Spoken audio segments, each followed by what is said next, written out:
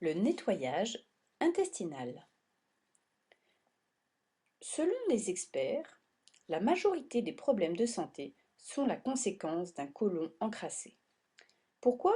Simplement à cause des habitudes de manger et de boire des aliments chargés de conservateurs, de produits chimiques, de farine blanche, de sucre, de graisse, d'aliments dérivés du lait, du tabac, de l'alcool et même de l'air que nous respirons. Cela provoque une accumulation de matière fécale qui stagne dans le conduit intestinal. Le côlon est un système d'évacuation, mais avec la négligence et les abus, il devient une poubelle. Quand il est propre et normal, nous sommes bien et heureux. Mais laissez-le stagner et macérer, il va s'empoisonner avec la fermentation et la putréfaction, en empoisonnant le cerveau et le système nerveux, le cœur, les poumons et le sang, les organes digestifs, enfin tout le corps en général. Imaginez-vous, si vous ne vous brossiez pas les dents pendant 5 mois, qu'est-ce qui se passerait avec votre bouche? Imaginez-vous, si vous ne vous douchiez pas pendant 5 mois, 10 ans ou 20 ans, qu'est-ce qui se passerait avec votre corps? C'est la même chose qui se passe pour l'intérieur de votre corps, le système intestinal. Saviez-vous que 8 personnes sur 10 ont des parasites, des vers? Si vous ne le croyez pas, lisez le livre du docteur Louis Gentleman. Devine ce qui est venu dîner. Savez-vous que n'importe quelle personne ordinaire porte entre 1,5 kg et jusqu'à 12 kg de matière fécale, des excréments, dans le côlon? Savez-vous qu'une pièce de viande pourrit plus rapidement dans le côlon que si vous la laissiez en dehors du réfrigérateur? Saviez-vous que le poulet que vous achetez au supermarché est plein d'hormones qui peuvent vous causer des problèmes et des déséquilibres hormonaux dans votre organisme? En résumé, saviez-vous que la mort commence dans le côlon et que si vous ne faites pas de nettoyage intestinal, peu à peu vous vous suicidez?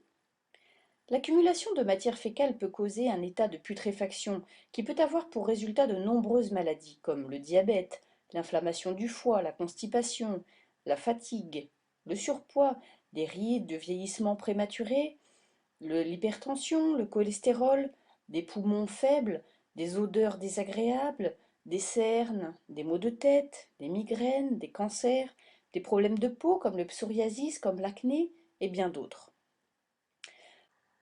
L'an dernier, plus de 150 000 personnes sont mortes du cancer du côlon au Mexique.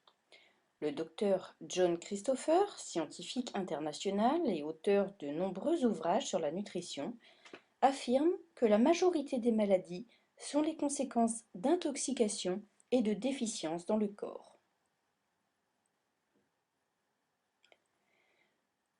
Le narrateur va raconter donc ce qui lui est arrivé, il y a près de 10 ans en arrière. Je me trouvais dans un mauvais état de santé, comme beaucoup d'entre vous sans doute aujourd'hui. Je perdais mes cheveux, j'avais un gros ventre, des yeux cernés, je sentais des pieds, peu importe le nombre de fois par jour que je pouvais les laver. J'avais le foie enflammé, je me sentais faible, et déjà à partir de 3 heures de l'après-midi, je m'asseyais dans un fauteuil et je m'endormais pour 2 ou 3 heures sans envie de faire quoi que ce soit.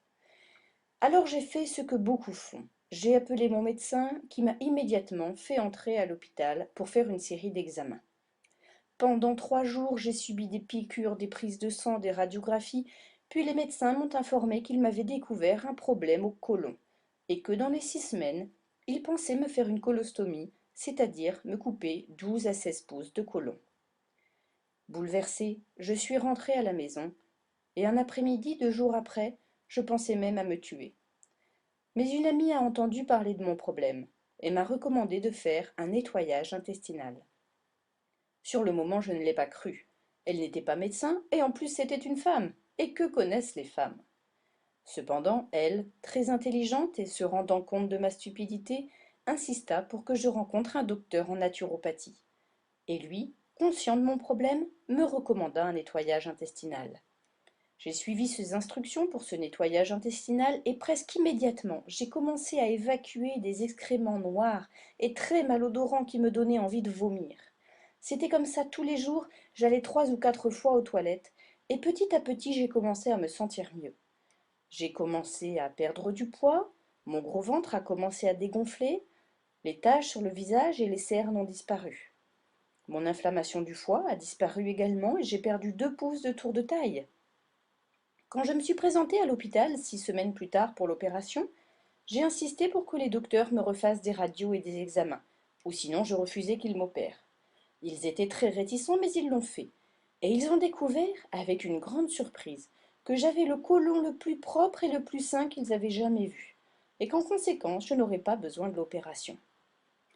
Quelques jours après, j'ai été étudiée avec ce docteur en naturopathie, et j'ai vu de mes propres yeux de nombreuses personnes qui avaient pu cesser leurs injections d'insuline, des gens qui avaient été paralysés et qui remarchaient, des malades du cancer qui avaient guéri, etc.